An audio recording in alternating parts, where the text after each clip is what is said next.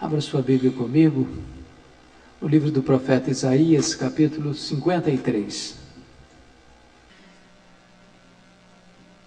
Quem creu em nossa pregação e a quem foi revelado o braço do Senhor, porque foi subindo como renovo perante ele e como raiz de uma terra seca. Não tinha aparência nem formosura. Olhámo-lo, mas nenhuma beleza havia que nos agradasse. Era desprezado e o mais rejeitado entre os homens, homem de dores e que sabe o que é padecer. E como um de quem os homens escondem o rosto, era desprezado e dele não fizemos caso. Certamente ele tomou sobre si as nossas enfermidades e as nossas dores levou sobre si. E nós o reputávamos por aflito, ferido de Deus e oprimido. Mas ele foi traspassado pelas nossas transgressões e moído pelas nossas iniquidades. O castigo que nos traz a paz estava sobre ele, e pelas suas pisaduras fomos sarados. Todos nós andávamos desgarrados como ovelhas, cada um se desviava pelo caminho, mas o Senhor fez cair sobre ele a iniquidade de todos nós. Ele foi oprimido e humilhado, mas não abriu a boca. Como cordeiro foi levado ao matadouro, e como ovelha muda perante os seus tosquiadores, ele não abriu a boca. Por juízo opressor foi arrebatado, e de sua linhagem, de quem dela cogitou? Porquanto foi cortado da terra dos viventes, por causa da transgressão do meu povo, foi ele ferido. Designaram-lhe a sepultura com os perversos, mas com o rico esteve na sua morte, posto que nunca fez injustiça, nem dolo algum se achou em sua boca. Todavia, ao Senhor agradou moê-lo, fazendo-o enfermar. Quando der ele a sua alma como oferta pelo pecado, verá a sua posteridade e prolongará os seus dias, e a vontade do Senhor prosperará nas suas mãos. Ele verá o fruto do penoso trabalho de sua alma e ficará satisfeito. O meu servo, o justo, com o seu conhecimento justificará muitos, porque as iniquidades deles levará sobre si. Por isso, eu lhe darei muitos como a sua parte, e com os poderosos repartirá ele o despojo, porquanto derramou a sua alma na morte. Foi contado com os transgressores, contudo levou sobre si o pecado de muitos, e pelos transgressores intercedeu. Amém. Meus irmãos, é espantoso que o profeta Isaías, há 700 anos antes de Cristo, tenha feito um registro tão preciso, tão detalhado, tão meticuloso acerca da morte de Cristo. Boa parte dos verbos que compõem esse texto estão no passado, como se Isaías estivesse vendo um fato já ocorrido. E a descrição que ele faz é de um acontecimento já historificado, já alguma coisa acontecida. Tamanha precisão com que ele registra e relata este episódio, que é o ponto nevrálgico do cristianismo. E esse texto vai relatar para nós, primeiro, que a cruz de Cristo não foi um acidente, mas foi uma agenda estabelecida por Deus. Este é um fato espantoso, e você e eu não poderíamos desconsiderar a grandeza, a profundidade e as implicações dessa verdade, porque na mente de Deus e nos decretos de Deus, o Cordeiro de Deus foi morto desde a fundação do mundo. Ele nasceu para morrer. Ele nasceu para ser o seu substituto, seu representante e seu fiador. Na verdade, a cruz sempre esteve incrustada na mente de Deus e no coração de Deus. E Jesus Cristo jamais recuou diante dessa cruz. Ele marchou resoluto para ela, como um rei caminha para a sua coroação. Portanto, a cruz de Cristo, além de ser um fato já planejado na eternidade, expressa para você e para mim o gesto do maior amor de Deus por você. Se você ainda tem dúvidas do amor de Deus, entenda que não há possibilidade de nós expressarmos de forma mais eloquente, mais vívida e mais profunda o amor de Deus por nós do que a manifestação da cruz. Ali aconteceu o maior de todos os sacrifícios, porque o Filho de Deus deixou a glória, deixou o céu, deixou a companhia dos anjos, deixou a companhia do Pai, a glória do Pai, e veio, se humilhou, se fez servo, foi perseguido, foi preso, foi insultado, foi cuspido, foi zombado, foi escarnecido, foi pregado na cruz. E eu queria que você então olhasse comigo para esse texto, para entendermos aqui algumas lições oportunas e preciosas. Primeira pergunta: quem é que levou Jesus à cruz? Por que ele foi para a cruz? O que resultou o Calvário? A primeira coisa que eu preciso entender é que a morte de Cristo não foi determinada por fatores circunstanciais. Jesus não foi para a cruz porque os judeus o perseguiram. Jesus não foi para a cruz porque Judas o traiu. Jesus não foi para a cruz porque o Sinédrio, de forma ilegal, formulou duas acusações pesadas contra ele: sedição e blasfêmia. Jesus não foi para a cruz porque Pilatos, de forma covarde, contra sua consciência, o condena. Jesus não foi para a cruz porque a multidão gritava em coro, em frene: crucifica-o, crucifica-o. A grande pergunta é: quem levou Jesus à cruz? O texto que acabamos de ler responde-nos esta pergunta de forma clara e insofismável. Com a sua Bíblia aberta comigo, por favor, no texto, vejamos a resposta. Versículo 5: somos informados que ele foi traspassado pelas nossas transgressões e moído pelas nossas iniquidades.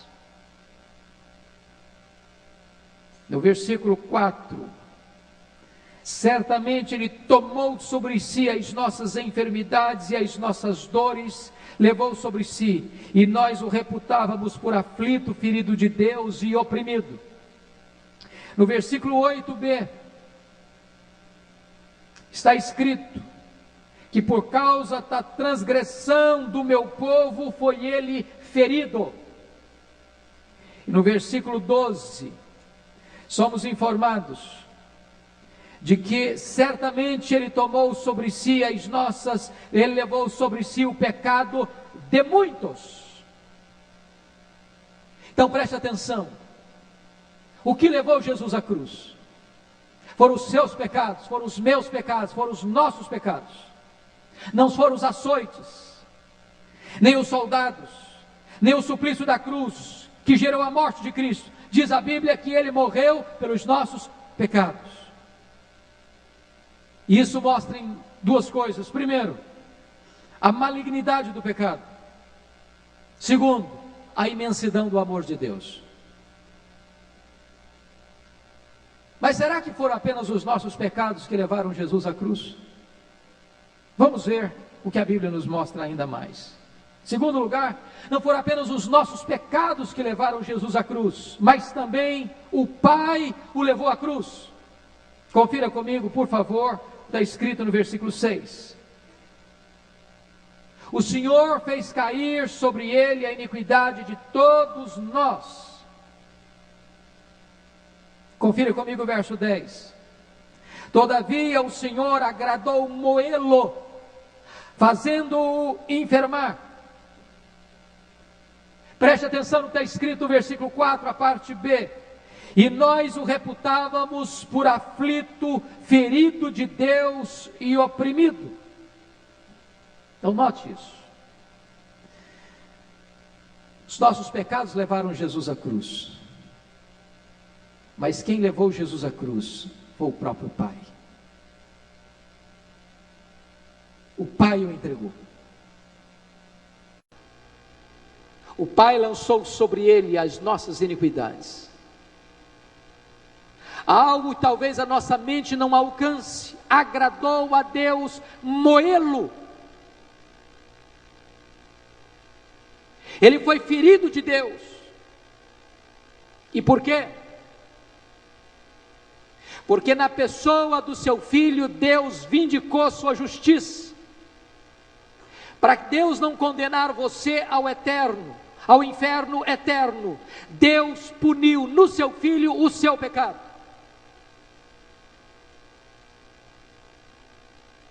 Deus esmagou o seu Filho, para não esmagar você.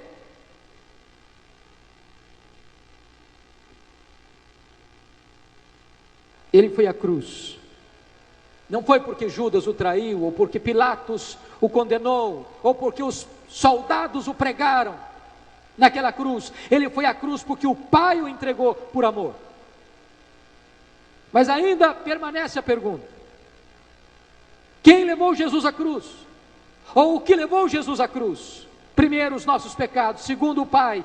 Terceiro lugar, Jesus Cristo voluntariamente foi para a cruz. Confira comigo o verso 4, por favor. Certamente Ele tomou sobre si as nossas enfermidades e as nossas dores. Voluntariamente, pessoalmente, espontaneamente. Confira o versículo 10.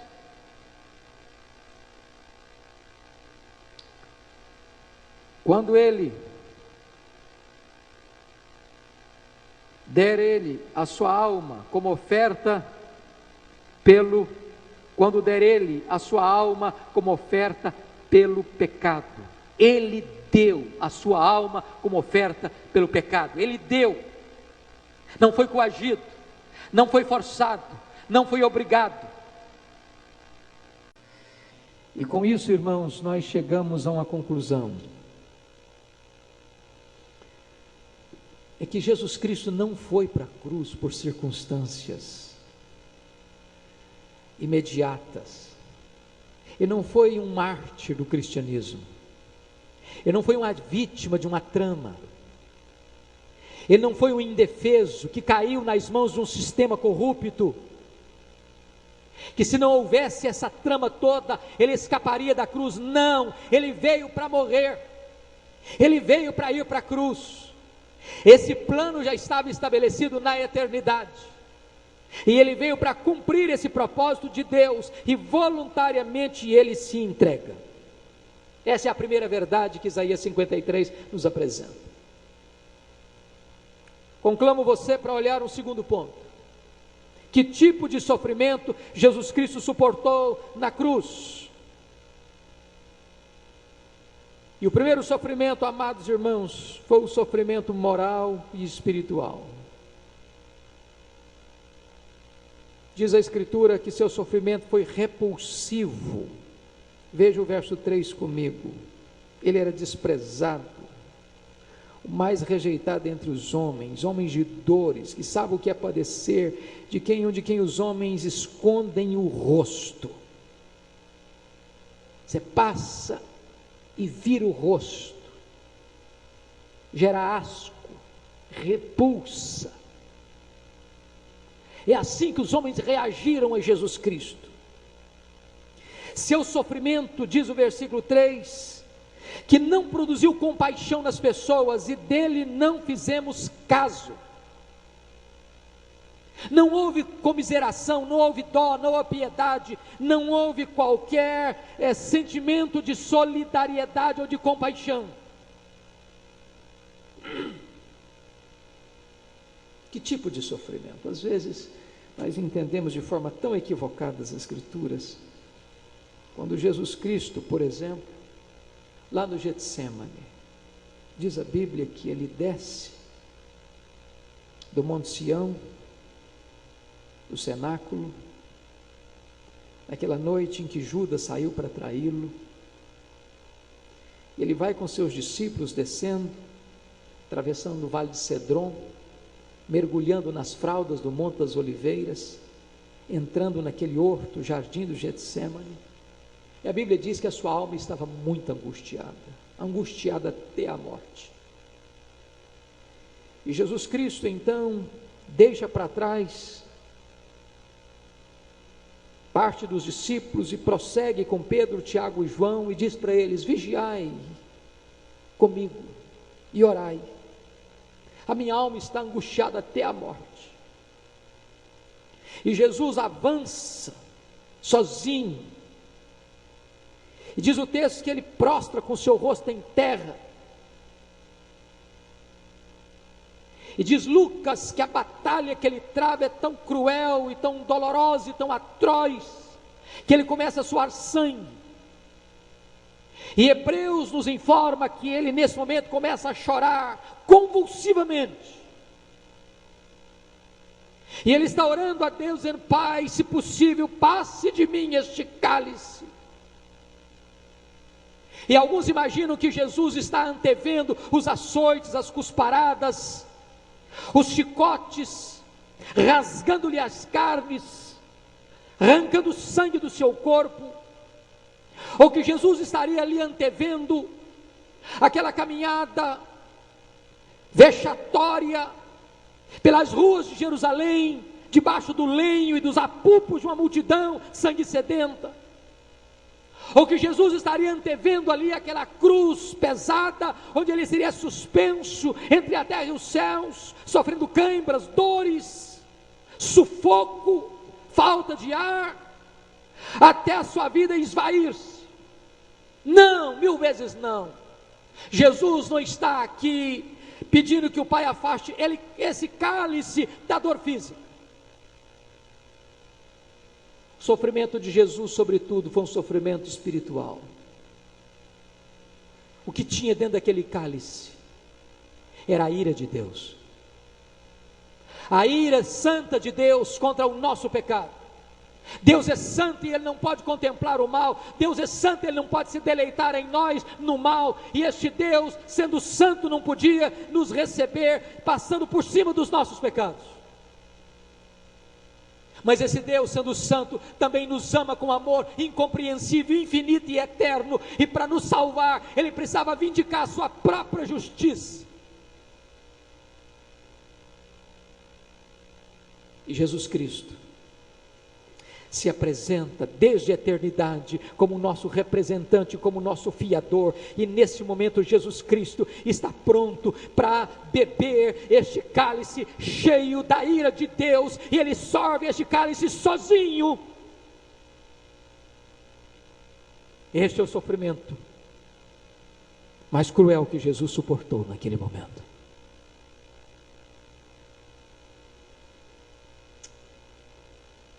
Mas em segundo lugar, queridos, Jesus Cristo tem um sofrimento emocional. Diz o versículo 3, que Ele foi o mais rejeitado entre os homens. Preste atenção nisso, o mais rejeitado entre os homens. Nunca homem algum foi tão rejeitado quanto Ele. Ele não foi um dentre os muitos rejeitados, diz o profeta com pressão, Ele foi o mais rejeitado entre os homens. Ele foi rejeitado pelo seu povo, veio para o que era os seus e os seus não o receberam. Ele foi rejeitado pelos religiosos da sua época, que lhe chamaram de fanático, de mentiroso, de blasfemo, de pecador, de berrão, de endemoniado.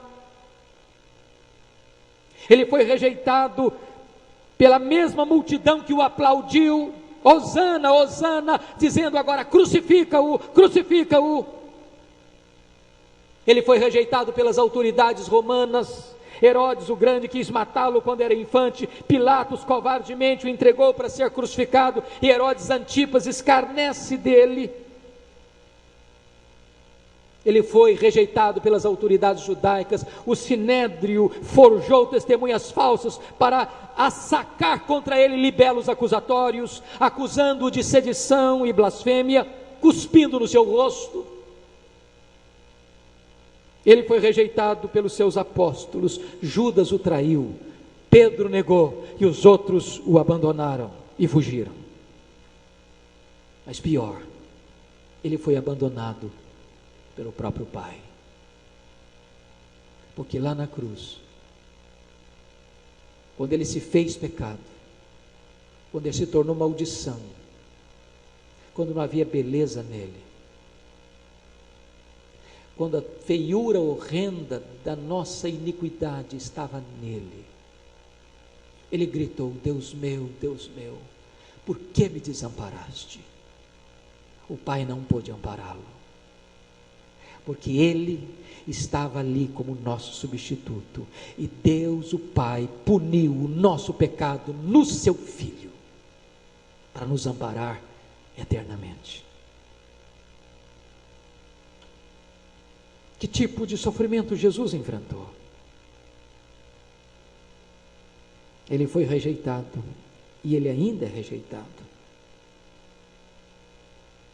Todas as vezes que você opta pelo pecado, e você ama mais o pecado do que a ele, diz Hebreus, que você está calcando debaixo dos seus pés, novamente, o sangue de Jesus.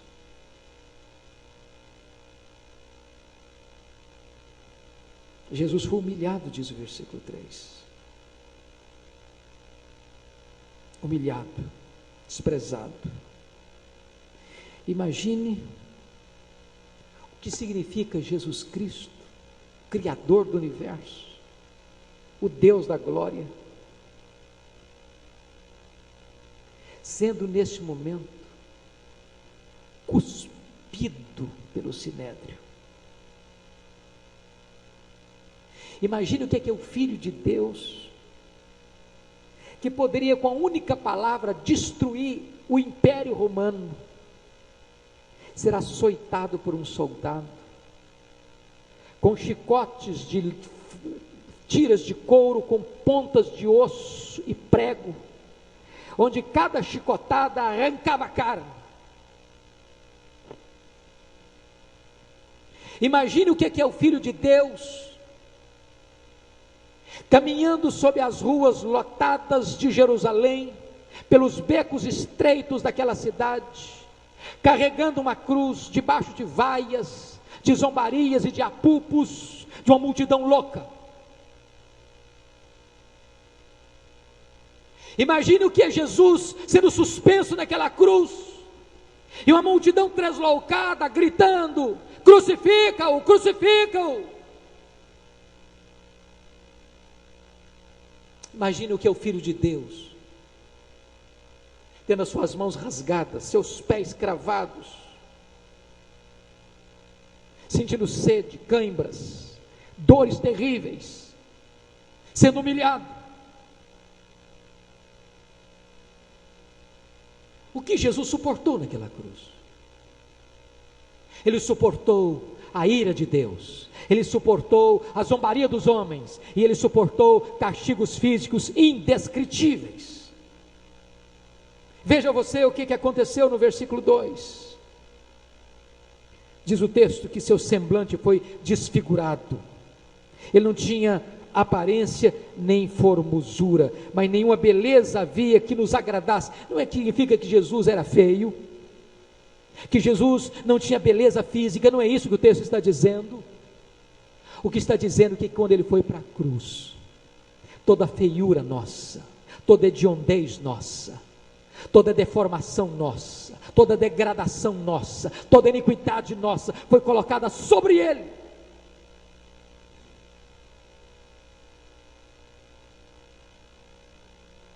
Seu corpo foi ferido. Se você perceber, as torturas foram crudelíssimas. Versículo 4 diz que nós o reputávamos por aflito, angústia, sede, cãibras, dores, falta de ar. Nós o reputávamos por ferido de Deus. Os nossos pecados cravaram Jesus naquela cruz. Ele foi oprimido.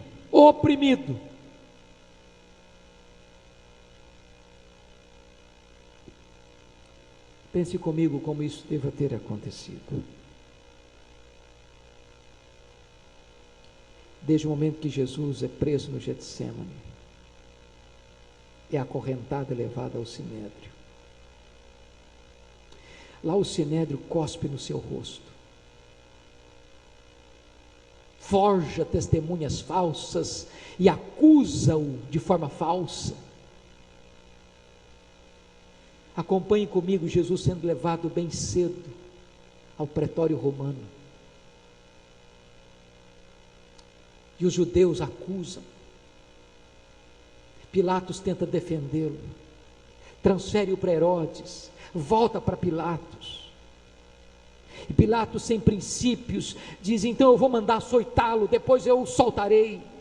E desfiguram Jesus, massacram Jesus, arrancam a carne de Jesus, o sangue esborrifa.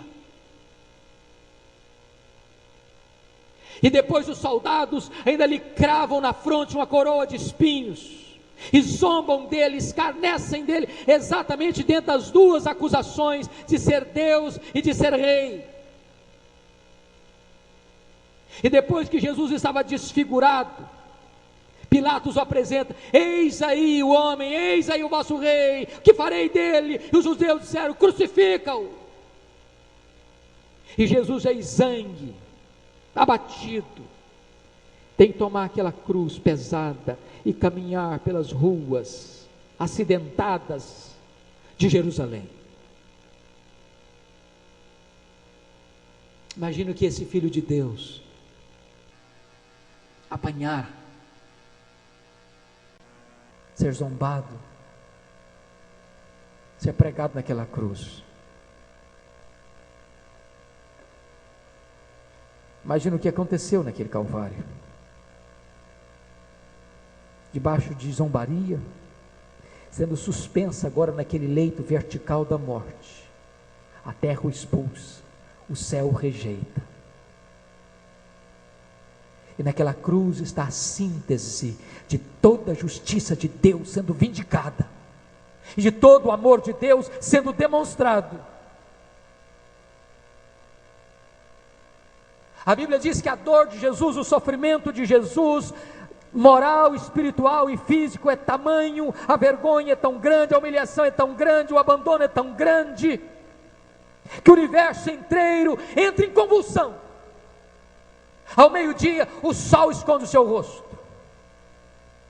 as pedras se arrebentam nos vales, os túmulos são abertos, porque o Filho de Deus está sendo ferido pelo seu e pelo meu pecado. E toda forma de ferimento Jesus sofreu. Sofreu contusão, sofreu laceração, sofreu penetração, perfuração e incisão. Todos esses cortes que entraram no seu corpo, ele sofreu. Golpes, coroa de espinhos, lança, pancadas. A grande pergunta é: como é que ele reagiu a tudo isso? A primeira coisa que nós somos informados é que ele mansamente se entregou a tudo isso, como um cordeiro mudo que vai para o matadouro. Não abriu a sua boca, não impôs aos seus exatores nenhuma palavra de ira e nem de vingança.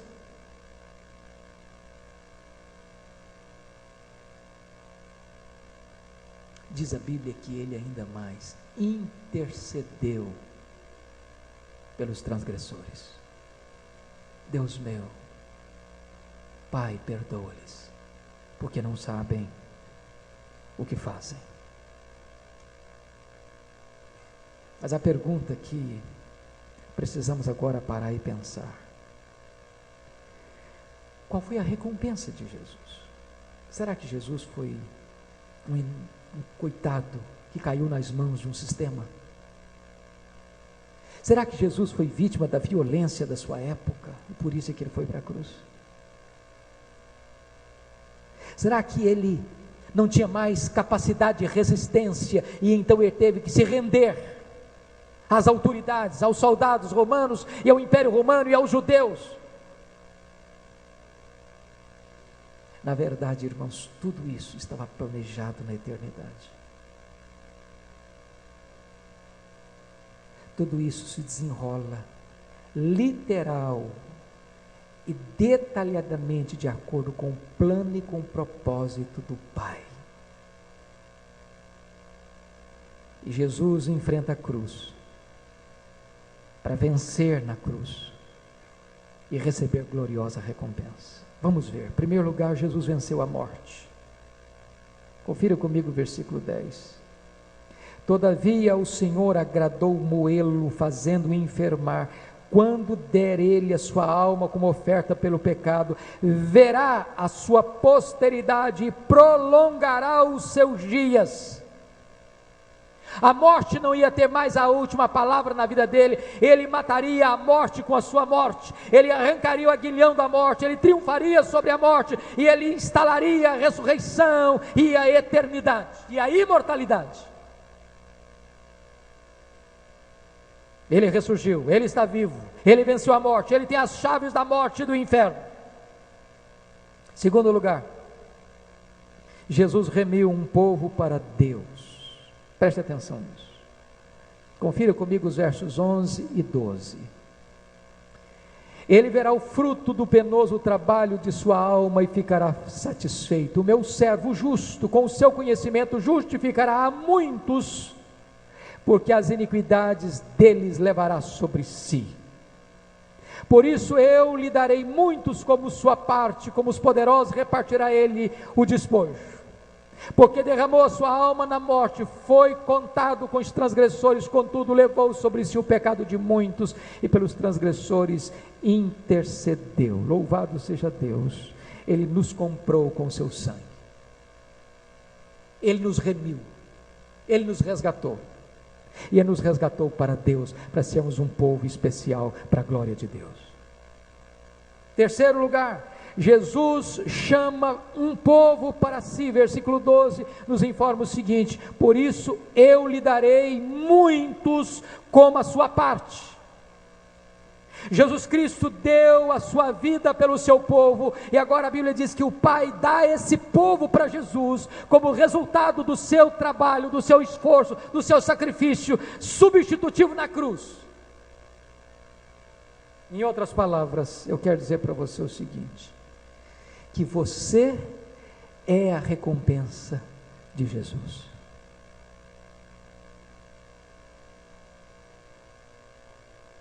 O Pai deu um presente para Jesus, em virtude do sacrifício dele, deu você.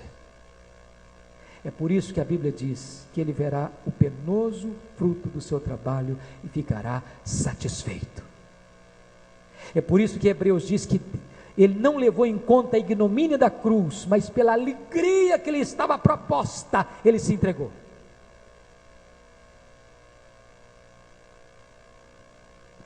Eu quero terminar dizendo o seguinte para você: a cruz não é um sinal de derrota, a cruz é o maior sinal de vitória.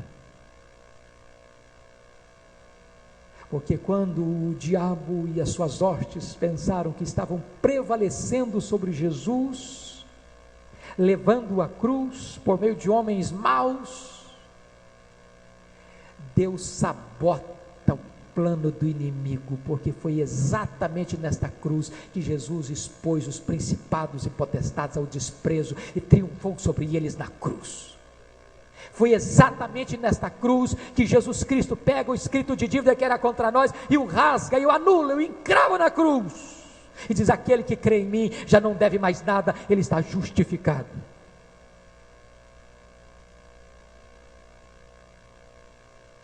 Quanto custou a sua redenção? Custou tudo para Deus, custou a vida do seu filho. Esse é o preço que Deus pagou para salvar você.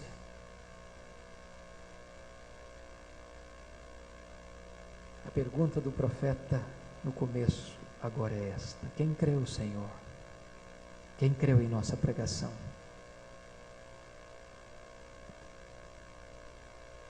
O que você vai fazer com esta mensagem? Se você não crer, você já está condenado, é o que a Bíblia diz. Quem crê tem a vida eterna, quem não crê já está condenado. Porque eu posso lhe garantir que não existe outro meio de você ser salvo. Não existe outro caminho. Não existe outro caminho, não existe outra porta. Não existe outro Salvador. Não existe outra possibilidade de você ser aceito por Deus. Frequentar uma igreja não é suficiente. Ser batizado não é suficiente. Ser presbiteriano não é suficiente. Ser um líder espiritual não é suficiente. Ser religioso, zeloso, não é suficiente. A não ser que você reconheça que Jesus Cristo pagou pelos seus pecados e morreu na cruz em seu lugar, e que o seu pecado é horrendo aos olhos de Deus, e que o seu pecado merece a ira de Deus, e que você não pode ficar debaixo dos seus pecados sem ser condenado, a não ser que você olhe nesta noite para Jesus Cristo como seu substituto, como seu redentor. Não há esperança para a sua vida. Mas hoje você pode se render a Ele. Você pode confessá-lo como o Senhor da sua vida. Você pode encontrar na cruz uma fonte de vida, de perdão e de redenção. Curva sua fronte. Vamos orar.